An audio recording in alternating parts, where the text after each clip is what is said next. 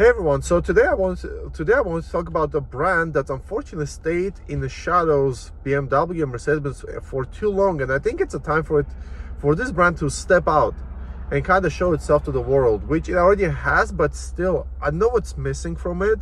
But every time BMW and Mercedes-Benz have a versus game, Audi is kind of away on its own. I feel like it's in its own category for some reason.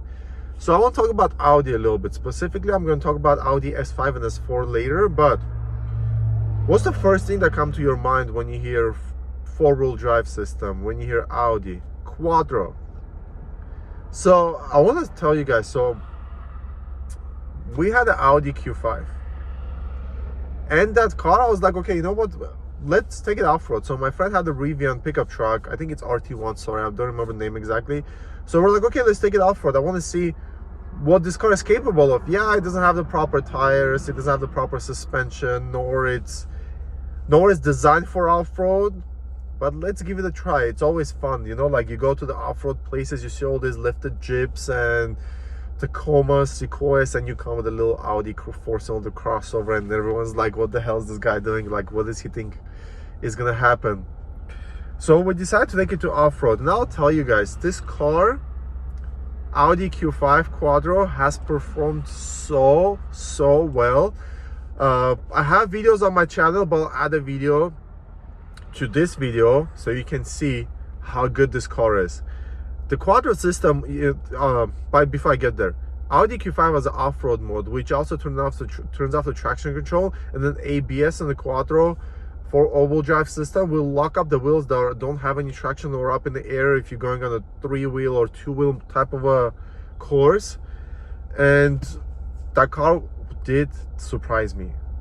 It will literally, once I went to the 25-degree incline, and I didn't know, I honestly didn't think I was gonna make it. I thought I was gonna stop, and I always have a fear of going incline, because if you stop and then you're gonna lose gravel, rocks, or sand, or just there is not enough traction, I'm always afraid that car is gonna slide sideways and it flips. But I still gave it a go, and when I take an off-road course, I never push it, I never take the momentums, because with momentums it's easy. I always believe that we gotta try to go the way the car is going, the way the car is designed, and if it can make it, it can make it. If it cannot, there's always a way to go back.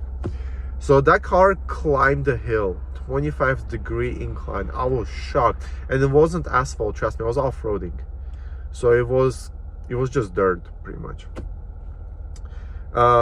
Quattro system is very good for snowy conditions too. We took the car snow a couple of weeks ago. We took it to the snow in Lake Arrowhead, and it snowed a lot. The roads were closed, and the car made it to Lake Arrowhead with no chains on, I'll tell you that. And the rear tires were not in the great condition. It was like, I think 430 seconds. They were pretty worn. So car made it there. That tells you that Audi's Quattro system is way better. Maybe not way better, but it's definitely better than BMW's X-Drive or Mercedes-Benz 4MATIC. Quattro system has proven itself, and I always thought it's over advertised, because you know, sometimes you always buy these cars, and even Hyundai tells you like, oh, we have the H-Track system that's going to lock up the wheels that don't have any traction, and transfer the power to the wheels that do have traction, which is complete over advertisement. I'm not going to use the word that you thought I was going to use. It's not true.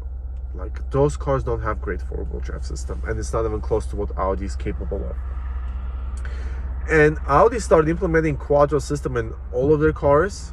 So think of it this way, think of the chemistry. When you buy a S4 or S5, you have four-wheel drive system, you have turbo 6-cylinder engine, you have quad exhaust that sounds the best in its class. Yes, BMW M4 used to be the best sounding car in its class, but something happened and they got much quieter. I don't know if it's regulations or something, but the M340 is an M440. They're way quieter than what they used to be when they just came out. S4 and S5 right now, they're the best sounding sedans in its class. And think of it this way, you have a car that has a launch control and it's capable to do low 4 seconds. It has four-wheel drive system that gives you confidence even in the bad weather. What else do you want from an everyday car? So Audi, I think they're really good to have their interior quality design is benchmark. However, they really let, I would say, consumers down with bringing too many touch screens. If you know the Audi A6, for example, it's all touch screen. It's overcomplicated. God forbid the touch screen fails, you're gonna have no air conditioning. No one really likes that. And I've heard of the stories when touch screen has failed and people literally had no air conditioning. And so out of all these cars, I want to kind of point out the S5 and S4 because I like those cars and my friends do have those cars. Sebastian, I hope you're watching this video. And S4 has one of the probably most beautiful interiors. It's very minimalistic, yet it's built very well. It has enough details into it that it's minimalistic, yet it's not boring. Audi has the most beautiful red seats. I love the G70 red interior. If you can see, it's honestly pretty. Let me show it to you. It's honestly pretty. It also has the red seat belts that also look good, but I don't think anything is close to the Audi red seat interior. I really wanted to get the Audi S5 instead of the G70, but the prices were like double. The monthly payments and lease prices were double of what I'm paying for G70. I was like, it's not twice a car I'm getting if I get the S5. However, I love the sounds that they make. The exhaust sounds so good when you upshift, it pops. The way the Quattro pulls off the line is like nothing else, unless you get the M340X drive, obviously. Those cars are very underappreciated. So there should be much more of them on the roads. I think it's one of the best daily sports sedans you can get. The only complaints people have, let's say, if you try to do a dynamic drive, you take it to, I'm not gonna say racetrack because hardly anyone is gonna racetrack their S4. So the only complaints people have about the new S4, for example, let's not talk about the S5, we'll talk about the S4 more. The complaints people have is the transmission. It shifts really fast, don't get me wrong. It's a very good automatic transmission, super well balanced and calibrated. It shifts with no hesitation when you click the paddle on the steering wheel, up or down, doesn't matter.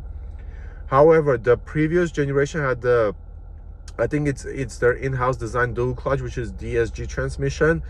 It was more engaging to drive, it was faster to shift, and it was just in general was more fun. It brought so much more fun into like engine transmission relationship, I would say.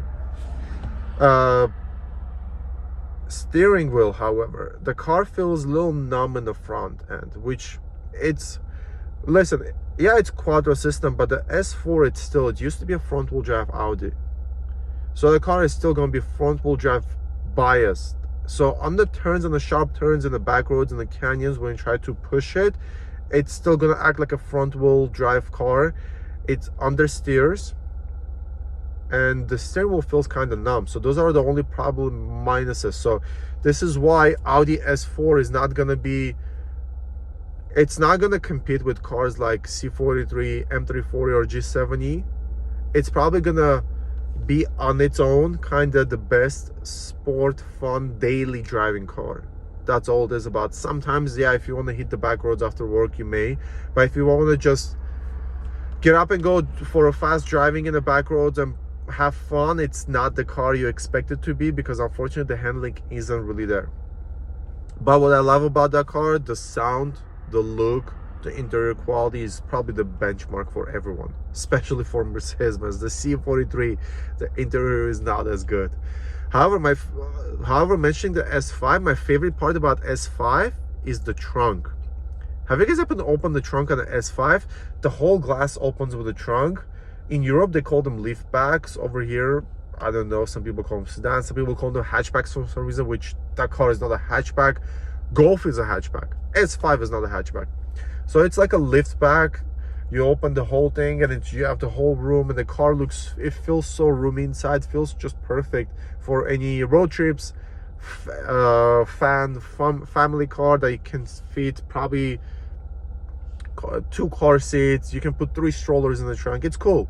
S5 is a very nice car. I think it's really underrated. There should be more of them on the street, but for some reason there isn't. So what I wanted to say with this video, that Audis are honestly very good cars.